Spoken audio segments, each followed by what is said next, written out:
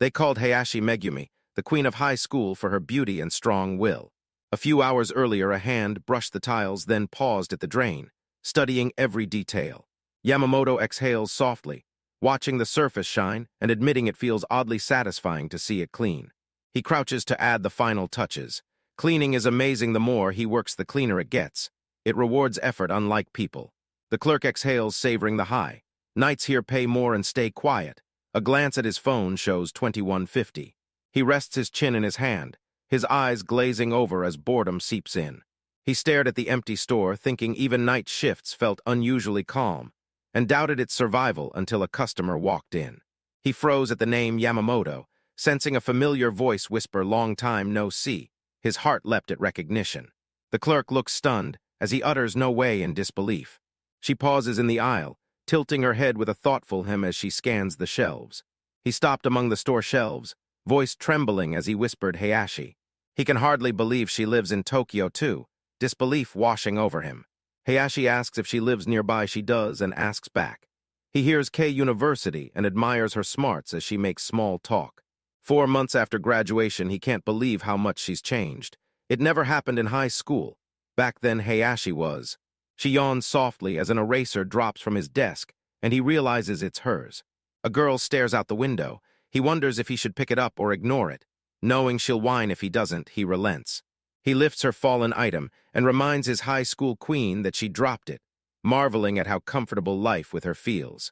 She clicks her tongue in annoyance. He stares back, stunned, wondering what her problem is. She was pretty popular with countless friends. Daily confessions, one even rejected. Then he said, "Hayashi-san, I like you." He sighs again, confessing he will never understand what they see in her. She steps into view, and he freezes in stunned surprise. Hayashi Megumi tucks a strand of hair behind her ear and demands who this stranger is, already known far and wide as the arrogant queen. He remembers no good times with her and avoids involvement. At checkout, he offers a bag. She accepts. Hands touch. He startles. He notices her arm and gently asks what happened. She stays silent, guilt and pain reflecting in her eyes. He notes her long sleeves in midsummer and suspects something worse is hidden beneath. His eyes flickered toward her sweatshirt, suggesting something worse beneath. She murmured that she had been hit by her boyfriend. His eyes widen in shock as she reveals her boyfriend is at home. They live together, and he winces at the speed of it. She tells him he always says too much. He frets he's angered her, but assumes she's always hated him. She said her boyfriend hit her. Why reveal it? Did Hayashi expose that Queen's weakness? Is she going home? What if he hits her again? A clerk shouts "Hey" at Hayashi across the store, then hesitantly asks tonight stay at my place. She blinks in surprise, uttering "huh," then warns him not to glare because he is scary. He swore no harm, offered his key or an internet cafe, urged her not to go home. Her parents disowned her, so she quit college. He warned her not to go home, offered to get the spare key and text her the address. She refused and said she would wait.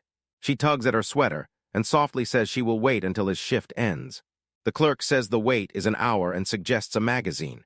She recognizes her as the queen, surrounded and loved by everyone. Yamamoto stands frozen in the aisle, heart tightening with doubt. It doesn't feel like her. She pauses beneath the dim lights of the modest apartment complex and asks if this is his place. They enter the empty room. He gestures to the table, invites her to sit, and offers barley tea. She nods. Even now the glass waits. Seeing Hayashi in his room feels unreal.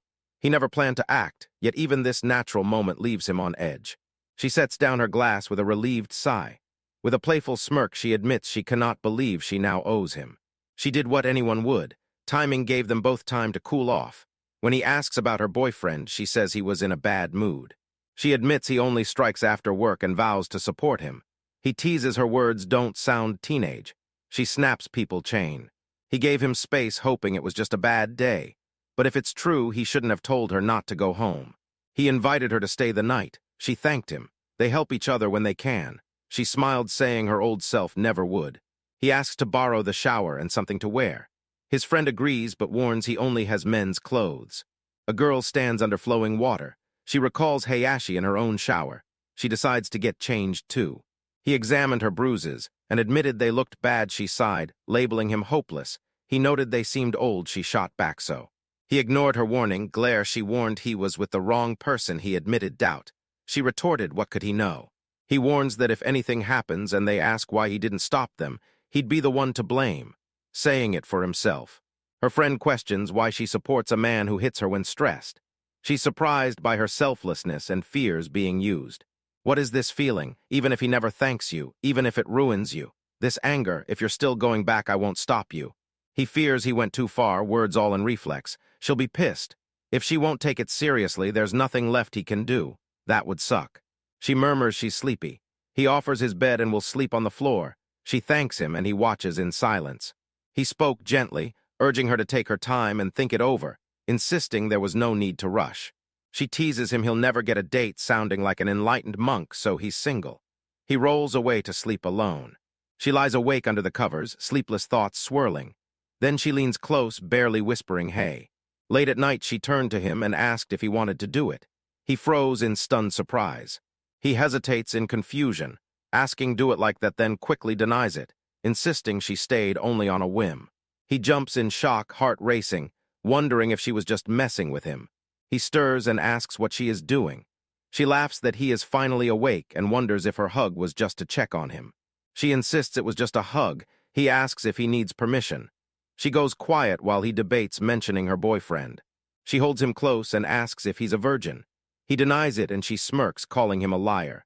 She insists he is bluffing, then admits it was kind of cute. He gripped his wrist and told him to shut up, his gaze icy. She remembered he hadn't always been this way. Kind and indulgent at first, after moving in he changed, lashing out when his mood dipped. He said she earned no money and a high school grad could do nothing. They fell silent. He said it wasn't fun and urged her to sleep. She whispers he's been through a lot. He startles, sitting up with wide, questioning eyes. He woke, asked what it was, then dropped it. She pressed him to repeat and sent him to sleep. He tensed. She called him hopeless. She leans in, voice soft with nostalgia, as she whispers she has not heard that in a long time. And just like that, they began living together. He groans awake, sits up with a wince, and wonders why he's on the floor. He gazes at her gently, then murmurs, "Oh yeah, that's why." She cast a distant, introspective gaze. He looked down at her and remarked that she had changed so much since then. Cabbage sizzles in a searing pan. She groans awake, and a gentle voice asks if her body hurts. He offers a distracted reply. She greets him good morning and admits her whole body aches. He works up a sweat on the floor. She chides him to use the bed and not push so hard. Later she offers yakisoba and he nods. She asked if he could cook. He admitted a bit and promised dinner was almost ready. She hesitated, then accepted his assurance.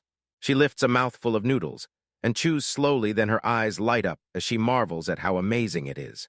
She thanked him for the meal and teased his manners. He blamed habits. Learning it was instant mix, she chided him. He apologized. Chores repay board, he still asks a hair tie. Only rubber bands remain, she warns. They pull hair, he offers strings, and she agrees. A woman ties her hair and washes dishes under watchful eyes. He leans back, phone in hand, quietly wishing she could at least relax while she's here. He suggested they discuss what came next, reminding her the decision was hers alone. She admitted fearing she'd regret making the wrong choice. He tells her to view her situation objectively and think it through to avoid regret, but she insists emotions make that impossible. He says it's not impossible. She feels uncertain, asking how he could know then. He gently assures her she'll be okay. With a confident thumbs up, he declares it is simple, then smiles, saying that is exactly why he is here. He hesitates, then urges her not to face decisions alone. She laughs at his sudden support. He protests he's just being selfish. A playful smile curves her lips as she teases him for always being so roundabout. He stared tense. Hayashi recounted her Tokyo life with light jokes. He agreed they'd face it and asked about her relationship. Huddled in the corner, she realized the story was far from amusing. He stared at her gentle grin, wondering why she was smiling. She remembered he wasn't always angry. He'd apologize, say he was sorry, and promise it wouldn't recur. Violence follows a cycle. She realizes he's trapped in a cycle. Violence, then regret and self-loathing, then every tiny thing irritates him again. He realizes she looked it up while he did the dishes, and he's the first she's told. She has no phone because she only needs him. He asked if he'd broken it. She explained she'd lost all her contacts and couldn't get replacements, so she'd been stuck. He convinced himself he'd done all he could. Now he's changed his mind. Hayashi must cut him off even if she hates him. She admits he sometimes hits her, yet can be sweet and cute. He wonders how to convince her and quietly says he understands. She decides to end her relationship, revealing that talking with him helped her see things in a new light. She admits he fed his possessiveness. He warns he won't let the breakup pass, and they plan to study how abusers cling to victims. She recoils at the warning that he might retaliate. He offers a plan, push him so far he wants nothing to do with her. She asked if he intended to beat him up, and he said that would be overkill. They headed first to the hospital, then to the police. She murmurs the police. He explains pressing charges will keep her boyfriend under watch. The proposal leaves her reeling. He urged a risky solution. She froze. He reminded her of bruises, isolation, and abandoned parents, which she refused police. He reminds her she was ready to leave him. She counters that leaving someone and filing charges are two different things. He vowed not to call the police. She hesitated, then agreed. He urged her to speak up and then asked a small favor. He says don't take his words so seriously and calls it efficient. She tells him to speak up and asks what nicer sounds like. She urges him to skip the police and stay to avoid more pain.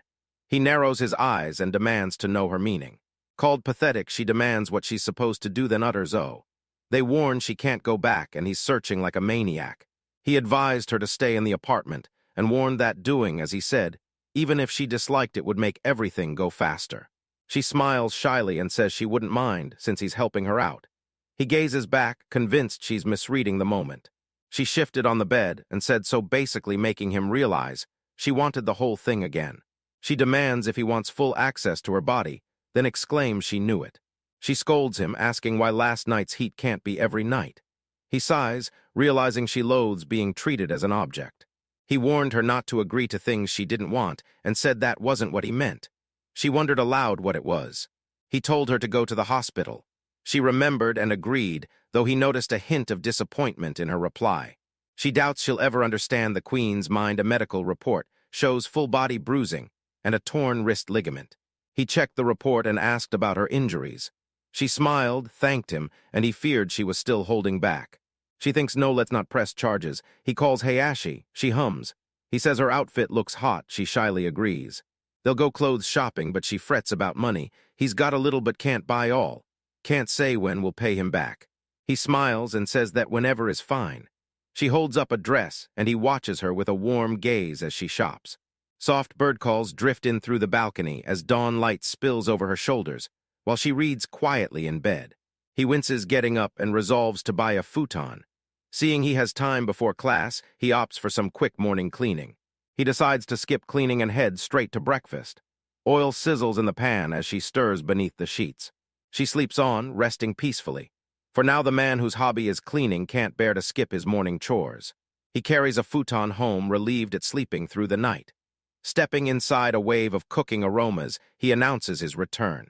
She welcomes him home as he holds her hair tie. He insists she needn't have waited, and she offers hamburger steak. She steps forward and with quiet determination announces she'll stay here, insisting it's the least she can do. She praises his skills, he credits training. She prods him, and he blinks in confusion, then she asks if he likes hamburger steak. Awkwardly, he begs her not to hate it. She teases him, calling it a half-assed answer. Yamamoto carries groceries inside when someone calls him and asks to talk after dinner. He agrees, then hesitates. She sighed in relief, wondering if she'd even bought ground beef, then said it was time to eat. She leans forward and asks well he tastes thoughtfully and says it's good. She sips and quietly says I see. He offered to wash dishes, but she declined, saying she needed to move and would handle the chores herself, leaving him silent. She rinses dishes and glances over her shoulder, asking if he went out today. He muttered a curse at his phrasing, realizing he sounded like a possessive boyfriend. His thoughts swirl. That's not it, that's not what he meant, he just... She turns with a cold stare and asks if he's got a problem. He assures her it's no problem. She cautions that, though it's his call, stepping out risks meeting his ex again, reckless gamble.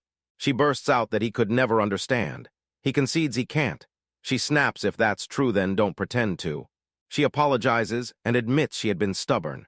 He admits he should have asked before doing the shopping. She shakes her head and reassures him he doesn't need to apologize. He asked about the beef money. She said she spent his last gift at the supermarket and asked if it made sense.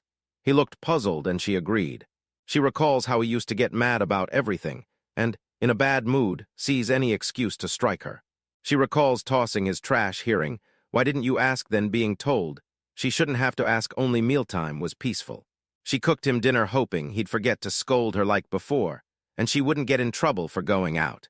He asked why she'd risk going out and why now. She said she wanted a part-time job, and it was a good idea, though not right away. She sinks to her knees, guilt shading her voice as she confesses that without earning money, she feels like a burden. She fears she'll never repay him and become his burden. He replies he understands, but warns waiting might already be too late. Her eyes held quiet resolve as she accepted her circumstance with a steady voice. That's just how it is. He wonders if that's how it is. She nods and admits it's all she can do now. If he finds her, so be it. What do you mean, so be it? There's 100 ways to avoid risk. What is she even saying? The queen logic I can't wrap my head around. He couldn't understand her. Avoiding risk was simple, stay until things cooled. What stirred in Hayashi saying it can't be helped? Hayashi must understand too. Putting herself in danger like this is self-harm. Is she doing all for me? She trembles over bruises. In months since graduation, he abused her physically and emotionally. His power trips stripped her will. What has he done to her? He holds up his phone and asks her to take a look. She leans in, eyes widening at what appears on the screen. His budget app shows 1.5 million yen. He saved since HS with part-time work and scholarships, spends little and rents covered. She counts her scholarship as income and still saves. With him here, only the food bill rises. If he repays, no job is needed. He reminded her it was her money to spend. She vowed to use it for him. He insisted she had no reason. She called him liar. He insists he's not lying, and she, eyes blazing, fires back that he is. She confesses she has nothing and fears he'll be dragged into her mess, and insists there's no reason to take her in or keep her. She lowers her head and confesses that she has nothing left. His quiet gaze meets hers in the still room. He had long suspected her. Her promise to work for his sake rang only half true. Something else pushed her to take the risk. He said he wanted her there to reclaim the dignity taken from her. She called him liar. He swore he was truthful.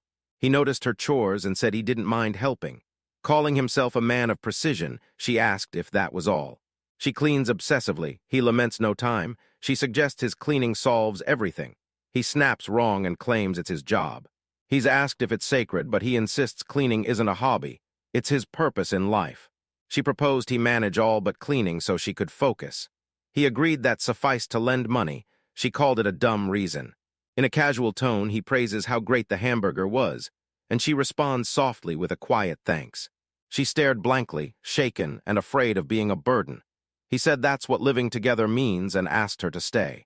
She calls out to Yamamoto and offers to pack him a bento for class. He hesitates and asks why. He offers to make lunch to cut costs. She agrees it's cheaper than the cafeteria, no point wasting money, and appreciates it. She tugs at a strand of hair, trailing off in hesitation before quieting into a gentle question. She tilts her head and softly asks what he likes when it comes to food. Mr. Enlightened sat stunned as a sudden stir rippled through him, leaving him to wonder what had just happened. On day 3 of sheltering, Hayashi Megumi morning began with a woe, then relief, as her body no longer hurt thanks to the futon. He checks the clock at 4:30 and resolves not to wake her. Still eager to clean somewhere silent, he decides on the bathroom. An hour later she yawns and says good morning. He replies morning, remarking how early she wakes. She brushes her teeth in front of the mirror, gaze calm yet distant. He asks if she always wakes this early. She admits it, still half asleep. He teases her early bird habit. She feigns surprise. He admits he was early. She calls him a weirdo for waking early and sends him to wait while she cooks breakfast as the news plays. He asks her to carry dinner as host. She insists she can manage, but he urges caution yet denies pushing hard, but she doubts him. She glared at him, calling him annoying, and told him to sit down and shut up as he wondered why she was mad. He thanks her for the meal. She asks to use the bathroom to change. He offers his spot but sees she's unfazed, slips off to change. He loads his clothes into the washer and closes the lid. Lunch call startles him mid-dress. She asks why he screamed. He blames her sudden entrance. She calls him rude, nodding thanks. She leans in, smirking, noting he doesn't like being seen undressed. He shrugs, asks if that's a problem. Not really. She smiled, promising to show her own. He frowned at the bizarre contest, gathered his lunch, thanked her, and headed to class. She shares Kinpira Gobo. He murmurs, oh thanks, and mentions he'll be home late. She nods, he exhales.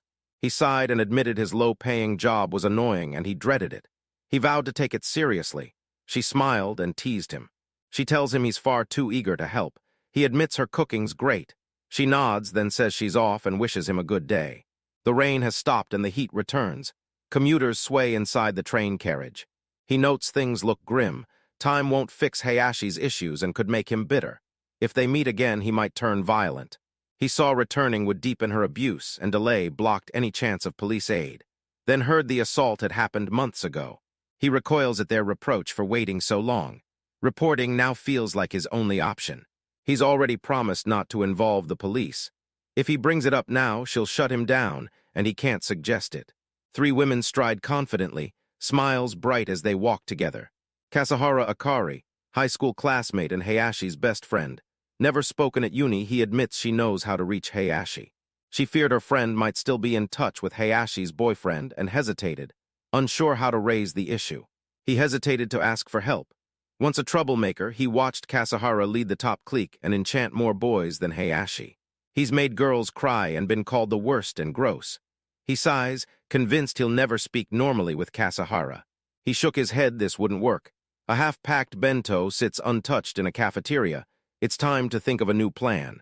He studies the tiny sausages, she shaped into delicate octopus forms, before taking a bite. He thought this is good, but ran out of ideas. Home, he called I'm home, she said welcome back, and started dinner as he replied sure. She suggested he bathe first, he agreed, and sank into the tub. Feeling the warmth, he knew the water was perfect. He arrives home to a prepared meal. She offers dinner and he thanks her, amazed that coming back could spoil him so. Her habits came from her old home, and he admits he never knows how to answer. She meant to tidy despite his wish, and he confesses he is the one surprised.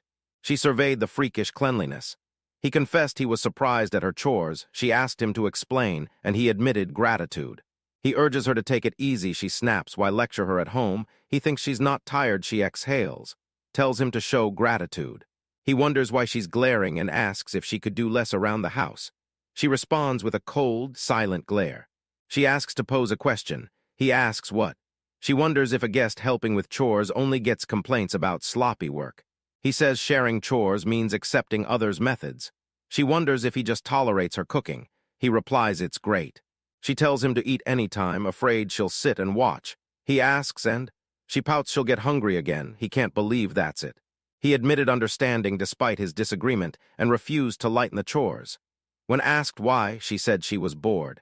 He recalled her broken phone, suggested TV, but she found it dull. Then he paused, handed her phone, and she gasped in surprise. He holds out an old tablet he no longer uses.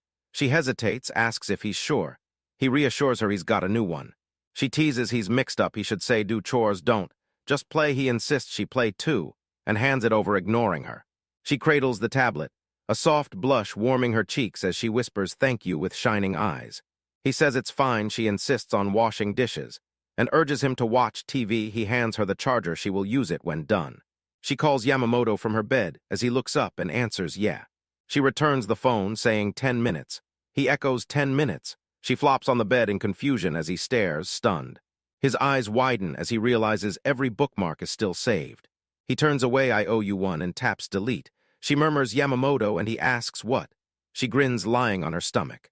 She leans in with a smile and murmurs that he does have a sex drive. He flushes, holding his phone, asking not to be teased. She collapses laughing as he hides his face in his hands. Later, beneath deep night sky, she asks his type. He snaps he'd never tell.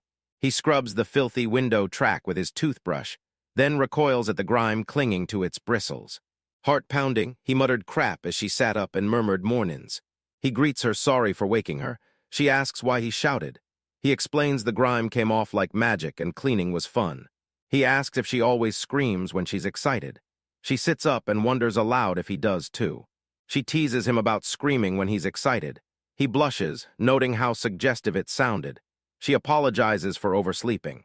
She stayed up too late on her tablet. He asks what she watched. She says just the gist, he says. If it was that good to lose track of time, that's great, she replies, yeah. As they eat, she admits she's just watching videos. He asks what kind. She offers to show him, and he recalls her scolding. An anniversary couple is refused at a fancy restaurant for cheap clothes. Later at their diner, an ex-head chef rebukes staff. A commanding hand delivers the verdict: the rude employee is fired, and he stammers in disbelief. She shows him her work, asking if he likes it. He obliges but admits he's never really liked this kind of content. He believed getting help was fine, but heroes should say, "I will make them pay," instead of offloading vengeance onto others. Her history was full of similar videos. She leaned in, curiosity shining, and asked what he liked about that one. She leaned close, asking what he found entertaining in the video. He stared silently as her eyes sparkled with hopeful anticipation. She leaned forward, calling Yamamoto, and when he responded, she asked if he hadn't liked it. He denies her guess, saying he only thought the waiter lacked tact. She beams and relief washes over him as she buys it. She warns him to rest. She notes she's off, then leaves. He suspects Hayashi wants revenge and plans to push her to call the police. She didn't want it to be like one of those videos where someone else fixes everything. She needed to take that step herself. She wondered where her ex could be now. 4 days after she left, he must be searching. She decided to ask Kasahara right away. He braced himself, regretting yesterday's mistake and vowing to speak to Kasahara. He called her name across the empty campus. Kasahara was nowhere to be found. The end. He trudges home, frustrated that they still only meet in French class and that today brought no progress. He pauses, heart pounding. As he sees the house engulfed in darkness, the lights are off. The other day, Hayashi was out shopping for dinner, hoping he wouldn't question her eyeing a part-time, job-fearing ex saw her. Scenarios flashed through her mind as she feared he might have followed her and discovered where they lived. He races up the stairs, sweat pouring down his face, voice strained as he calls out Hayashi. His hand trembles at the lock as he calls Hayashi, and the worst-case scenario keeps flashing through his mind. He steps quietly inside and pauses at the bedside, watching her sleep. He lets out a sigh upon seeing her asleep and teases her not to answer with a snore. He hangs laundry at dusk and leaves it on the balcony. She sighs in bed, then jumps up apologizing. He asks if he woke her. He catches her as she stumbles, steadying her with firm arms to keep her from falling. He steadied her, teasing that sitting up too fast causes dizziness. She snapped, then apologized. He said not to get so worked up. She admits the chores were supposed to be her job and that she skipped out on them. He challenges her claim it's okay to skip chores. She confesses she stayed up late and slept all day. Noticing her on tablet all night, he tells her to sleep earlier. She asks why he'd be mad. Blaming her gets nowhere, just fix it. She hesitates but then offers Hayashi a little advice. He looks puzzled and falls silent. He reassures her that no one dies from messing up. She stands stunned, a bead of sweat betraying her shock. He asks if anyone died when she skipped chores. She refuses to beat herself up over it and vows to sleep earlier. She thanks him, teasing he's too mature. She notes it's almost creepy. He bristles, calling it rude, and warns he'll get mad. She jokes she'll make dinner and he agrees. Cooking, she thinks living with a loved one feels like this. He quietly asks her. She admits she should have talked more in high school. He says it's good she realizes. She asks her. He says he feels the same. She wondered if more conversation back then might have improved high school. He replied, yeah, not dwelling on regrets. She assures him one mistake is not the end. They can start again. She asks what he wants for tomorrow's meal and he says anything. He asks, is it? She asks, didn't your mom say? She scolds, whatever is worst. Answer warns him to only say it to her. He nods, oh yeah. She lifts the bowl and sips. He admits mom might have said it too, but he is certain everything she makes is good. On the 5th day of hiding Hayashi, he realizes how much she has changed.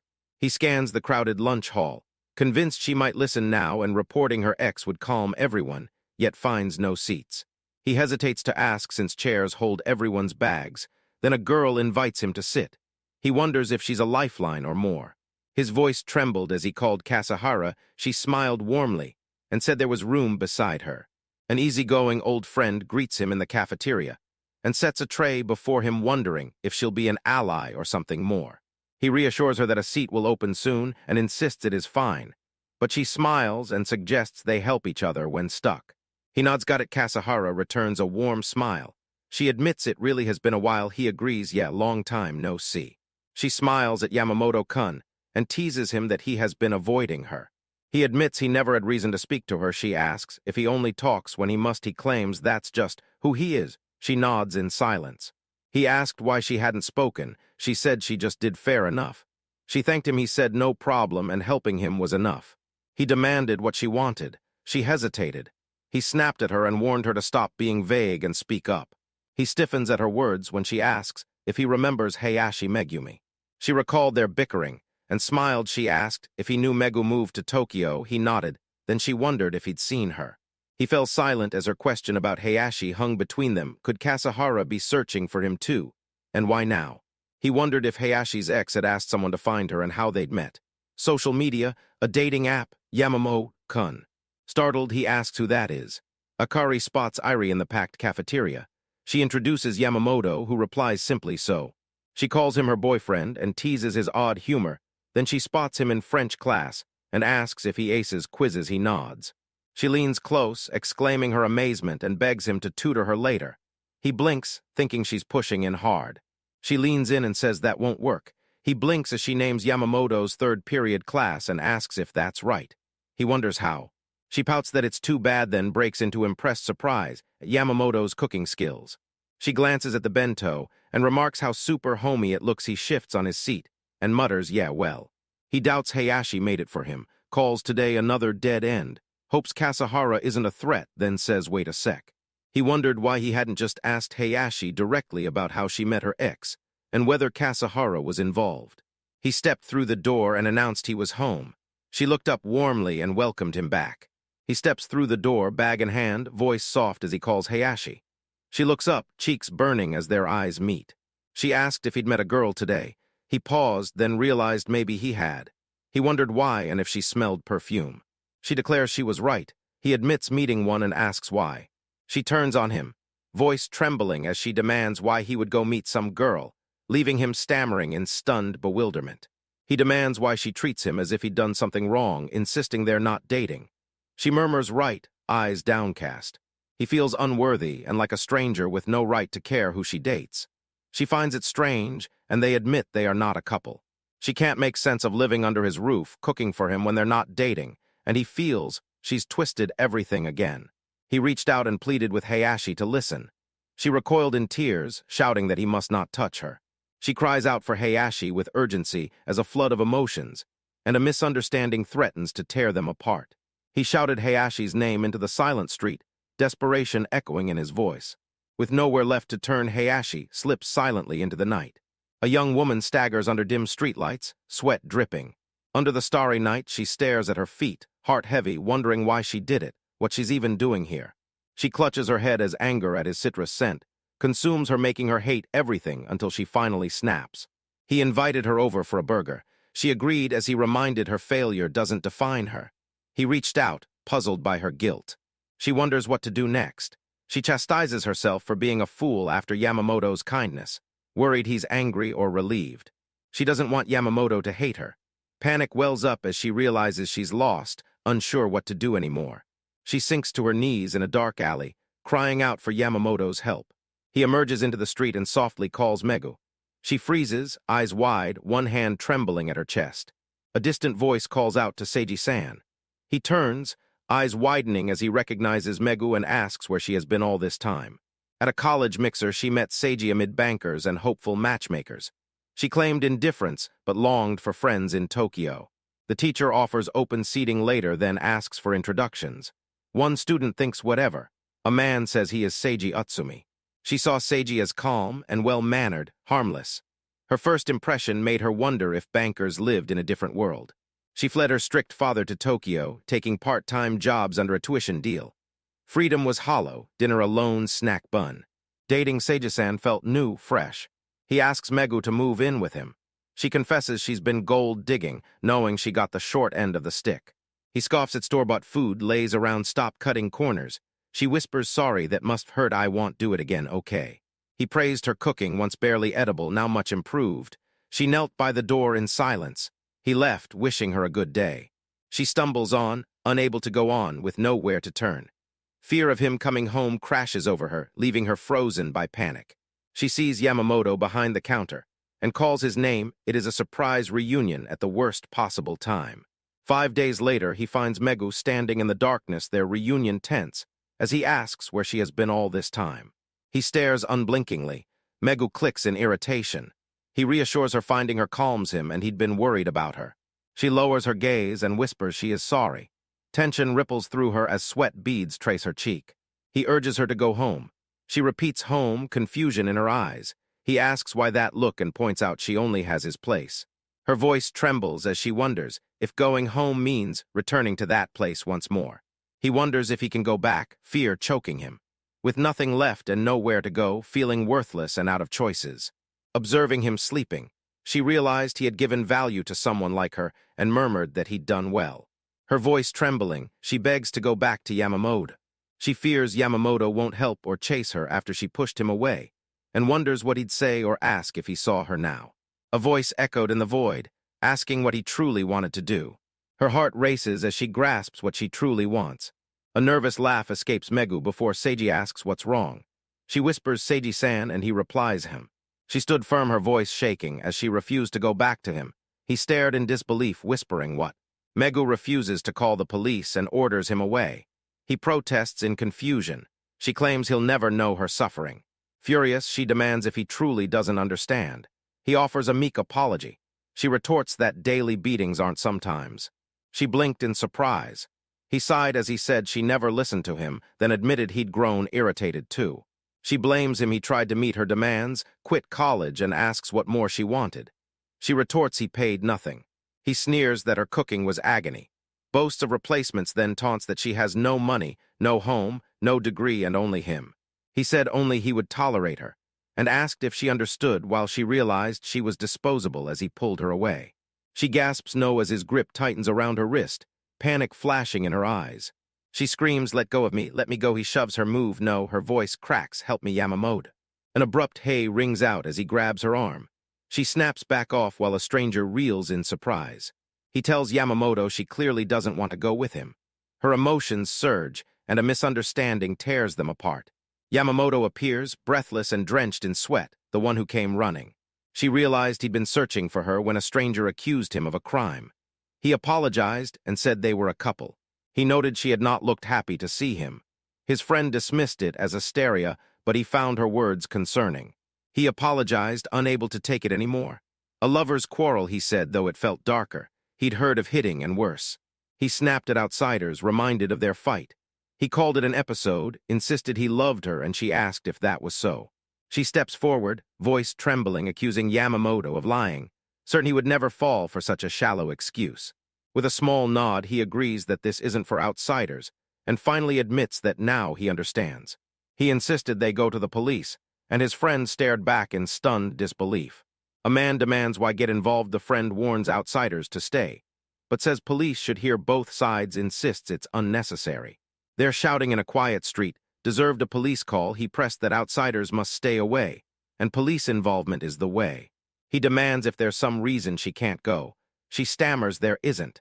He murmurs is that so, and notices bruises on her arms. A lone woman moves ahead with a tense glance over her shoulder. Bystanders murmur domestic violence, but he insists she just fell. He noted fresh and healing scars on her arms and legs. She claimed she just tripped. Another asked why he never helped. He steps forward, eyes ablaze, demanding what his opponent's deal is anyway. With a flush of anger, he insists they live together, love each other, and so it is no one's business. She staggers and stammers love. Detective pressed him on his whereabouts during her disappearance, and on filing a report he replied he was looking for her. He demanded why he ignored her safety and blamed her instead of helping, then called it a childish power trip, not love. She realizes Yamamoto's anger and this act are for her. Tears fill her eyes as another stands stunned in the night. A group of classmates files down a silent, starlit alley. At the end, he stops, head bowed, and whispers that he's sorry. He bows his head and, voice trembling, apologizes again, as he confesses that sometimes he just loses control and can't help it. She knows Seiji-san will just do it again, yet her quiet fear still lingers. He begs he can't live without her. She snaps that's enough, she's not coming back. He swears he wants only her. She tells him stop. He trembles with sweat and longing, voice breaking as he softly pleads, "Come home, Megu." He gasps as she grips his shirt collar with a firm hand. He stammers, voice caught, as he meets her cold, unyielding stare. She revealed he never filed a report because he had already found someone else. He insisted that wasn't it. She saw through his lie. Then he reached out, voice trembling, begging Megu to wait. Die, the answer from the queen he chose for himself. The morning after the chaos, he wonders how they are both doing. He wakes in a surprisingly spacious room, sits up and mops the floor, quietly wondering if it was always this big. He'd grown so used to living with her that the apartment felt oddly empty without her. He wonders when she'll return, quietly watching his classmates laugh. He sits before the blank screen, head in hand, longing for her to just come home already. He glances back with a smirk and says, "Hey, took you long enough." She halts at the door, murmuring softly. He steps close, voice edged with worry as he asks what's wrong and if it happened again. Last night police took Hayashi while her ex fled. He was sent home. Now he waits at the door and asks if she's sure. He gently suggests she take a shower to clear her head, watching her stand silent and distant. She nods gently. He turns away and heads toward the door with resolve. He figures she does not want to talk about it, so he starts cooking while she washes up. A door opens to reveal 2 steaming plates of fried rice, as he praises the perfect timing before a sudden hey interrupts. She steps forward from the doorway, towel clutched, cheeks flushed. He stares in shock and mutters Hayashi as she stands in a towel. He teases her for forgetting clothes. She groans shamefully. The boy bursts out, calling her an idiot and begging her to put something on. She calmly reminds him of her earlier words. "What are you saved me? No, not just that you did something I could never repay even in a lifetime, so look." She turns to him and declares he has the right to do whatever he wants with her body. Bound by obligation, she will do it. Her voice quivers, insisting she must, but hesitates, then claims this is her pride. He mocked her cooking, but always lit up at it. She paused nervously, sweat beading at her temple, then met his gaze and refused the offer. He glares at her, asks if she's stupid or wants him to become that scum, controlling her, owning her, hitting her. He realizes doing so would cost his right to look down on him. She insists it's not logic but reality, telling him to get dressed. She fixed him with a cold stare and demanded what that was even supposed to mean. He clenched his fists and snapped, "I said." She trembled and asked why you are always so kind. The heavy tears she shed washed away a curse. He murmured, "You're really crying." The queen sobbed like a child, her shoulders shaking as she let out a soft Tears welling, she clutches her towel and whispers an apology, shaking with regret. He gently reassures her it's okay and tells her to get dressed, and she quietly agrees. He exhales slowly, tension melting from his shoulders. He eyes 2 cold plates and hesitates. Should he reheat it? A sudden clatter pierces the quiet. She lingers in the doorway, voice soft and uncertain as she calls Yamamoto's name. He glances over and asks what is wrong. She hesitates, asking if she can stay. He asks what she wants. She retorts, "What kind of answer is that?" She snaps that the room belongs to him and whether she stays or goes is his decision. He stands defeated. He replied long ago. She tells him as his ally a room or money is no issue. He asks if she'll stay or leave. She snaps what kind of question is that he advises her to think about it, explaining that, because of him, a guy saw her face. He warns danger may strike her instead next time. She hesitates and asks why he still hides and protects her. She asks why he'd care so much. He answers that helping her is something he can do. A pause. She confesses there's another reason. He grins shyly and admits he wants to eat her hamburger steak again. She asks if cooking hamburger steak lets her ask him anything. He says yes. She says she has 2 requests. He asks what they are. She lifted her gaze with quiet determination and asked to stay here again. He nodded his agreement. She paused as determination flared in her eyes, then declared she would file a police report. She knew she should go on alone, but fear gripped her. She might back out at the last moment, yet dared not lose more. She bows her head, voice trembling, pleading with Yamamoto to accompany her to the police station. She meets his gaze with unwavering eyes and affirms that things will be okay from now on. Hayashi is called softly, and she takes a step forward on her own. He meets her eyes and murmurs, "All right," a small moment of shared resolve. She thanked Yamamoto softly, and a fragile bond formed between 2 people who were neither friends nor lovers.